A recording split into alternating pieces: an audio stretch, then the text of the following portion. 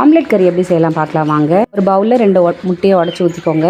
ஒரு பிஞ்சு மஞ்சத்தூள், 1/4 டேபிள் ஸ்பூன் உப்பு சேர்த்து நல்லா மிக்ஸ் பண்ணிவிட்டு ஒரு தோசைக்கல்ல 1 டேபிள் ஸ்பூன் எண்ணெய் விட்டு நான் ஆம்லெட் போட்டு எடுத்துக்கலாம். ஃப்ரண்ட் அண்ட் பேக் திருப்பி ரொம்ப வேக வேண்டாம்.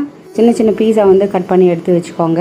கடாயில் 2 டேபிள் ஸ்பூன் எண்ணெய் விட்டு எண்ணெய் சூடானதுக்கு அப்புறமா 2 கிராம்பு, 2 சின்ன துண்டு பட்டை, 1 டேபிள் ஸ்பூன் சோம்பு சேர்த்துட்டு ஒரு பெரிய சைஸ் வெங்காயத்தை சின்ன சின்ன பீஸா கட் பண்ணி சேர்த்துக்கோங்க. கொத்து கருவேப்பிலை போட்டு நல்லா வெங்காயத்தை வதக்கிக்கோங்க.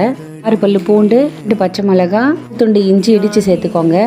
டேபிள் ஸ்பூன் உப்பு சேர்த்து நல்லா வதங்கினதுக்கப்புறம் 2 பெரிய சைஸ் தக்காளி சின்ன சின்ன பீஸா கட் பண்ணி சேர்த்து நல்லா குழஞ்சதுக்கப்புறம் வீட்டு மிளகாய்த்தூள் 1 டேபிள் ஸ்பூன் சேர்த்துக்கோங்க.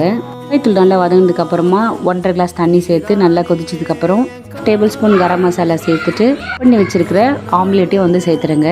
நல்லா மிக்ஸ் பண்ணி விட்டதுக்கப்புறமா ஒரு மூடி போட்டு லோ ஃப்ளேமில் ஒரு 5 மினிட்ஸ் நல்லா கொதிக்கட்டும். எண்ணெய் பிரிஞ்சதுக்கப்புறமா கொத்தமல்லி தூவி இறக்கிடுங்க. தோசை சப்பாத்திக்கெலாம்